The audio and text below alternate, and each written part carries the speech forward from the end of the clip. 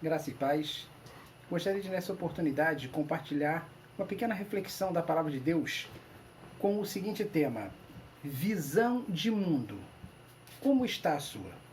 E para usar essa reflexão, eu gostaria de ler um texto da Bíblia que se encontra em 2 Reis 6, do versículo 8 ao versículo 23.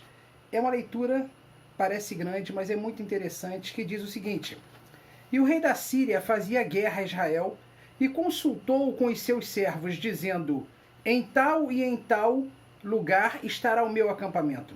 Mas o homem de Deus enviou ao rei de Israel, dizendo: Guarda-te de passares por tal lugar, porque os sírios desceram ali. Por isso o rei de Israel enviou àquele lugar de que o homem de Deus lhe dissera e que o tinha avisado, e se guardou ali não uma nem duas vezes. Então se turbou com este incidente o coração do rei da Síria, e chamou os seus servos e lhes disse: Não me fareis saber quem dos nossos é pelo rei de Israel?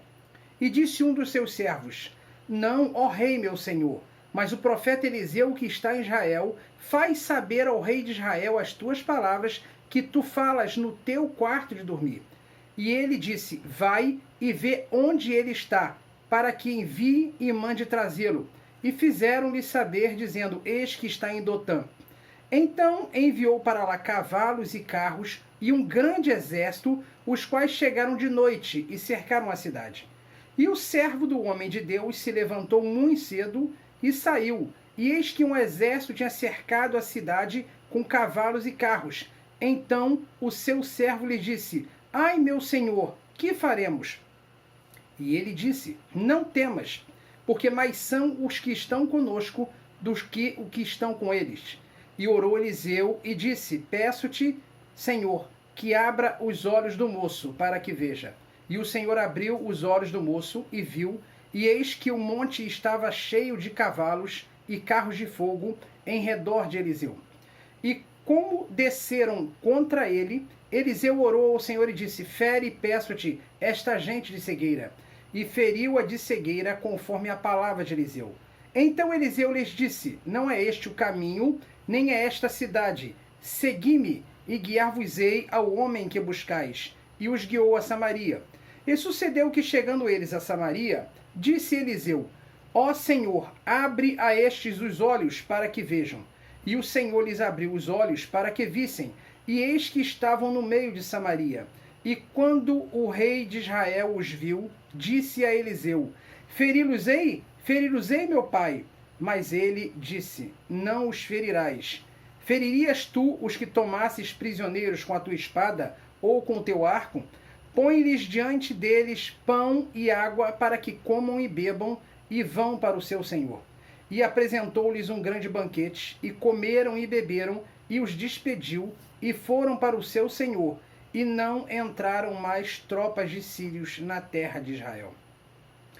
Quero compartilhar dois pensamentos que comprovam essa linha de raciocínio, que diz o seguinte: a visão de mundo depende de quem olha, de onde olha, para onde olha e o que espera.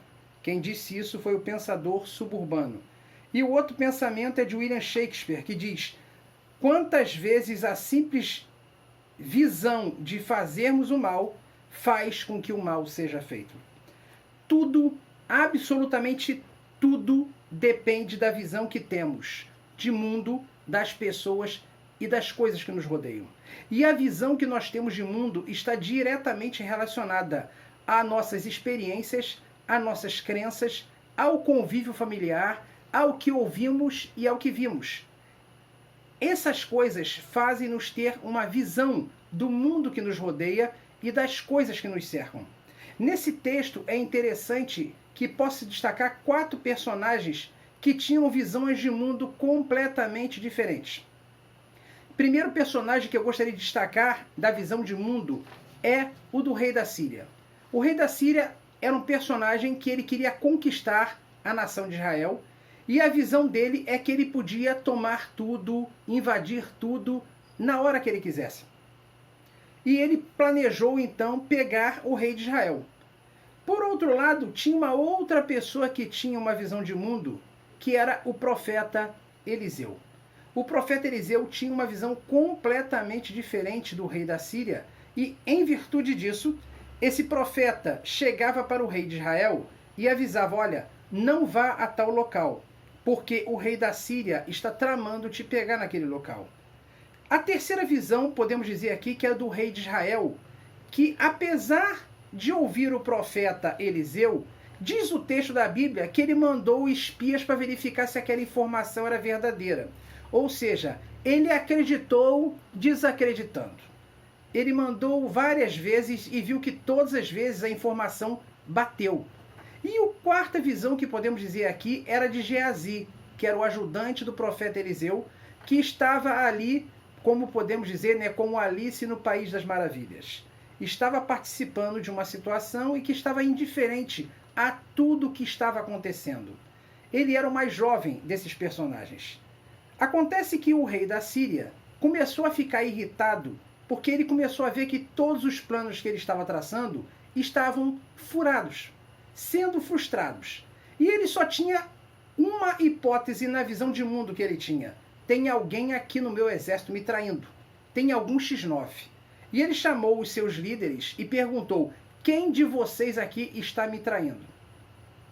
Os soldados falaram: não, rei, nenhum de nós faz isso. Acontece que lá em Israel tem um profeta que Deus revela a ele tudo o que o Senhor pretende fazer contra a nação de Israel. Esse rei, então, mais uma vez, dentro da visão de mundo dele, ele pensou: bem, é muito simples, eu vou capturar esse homem e vou mantê-lo em cativeiro aqui na minha nação. Ele pergunta: onde está? Fazem uma pesquisa lá e descobrem que ele estava numa cidade pequenininha chamada Dotã, que ficava no alto de uma montanha. Ele então manda o seu exército numeroso ir àquele local à noite e cercar aquela cidade. À noite cercaram toda a cidade.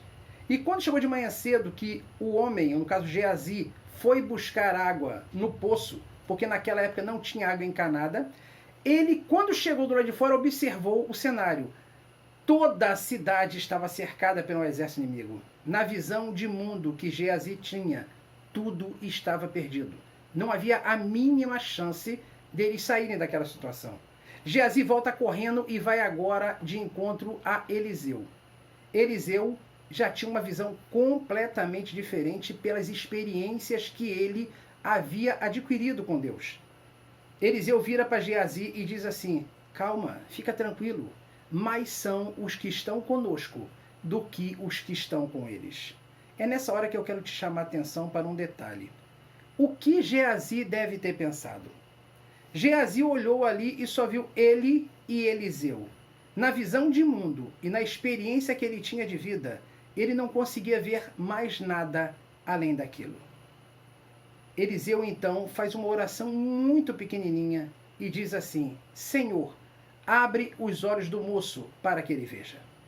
Diz o texto que imediatamente os olhos de Geazi se abriram e ele percebeu uma dimensão de mundo muito maior, uma visão de mundo que ele nunca tinha visto antes, uma visão de mundo que trouxe a ele um novo tipo de revelação. E diz o texto que ele viu ao redor de Eliseu cavalos e carros de fogo. A Bíblia diz que o anjo do Senhor acampa-se ao redor daqueles que o temem e os livra. Ele conseguiu ver o que Eliseu estava vendo todo aquele tempo. Mas aquele exército não conseguia ver isso. E diz o texto que o exército partiu em direção a Eliseu para o pegar.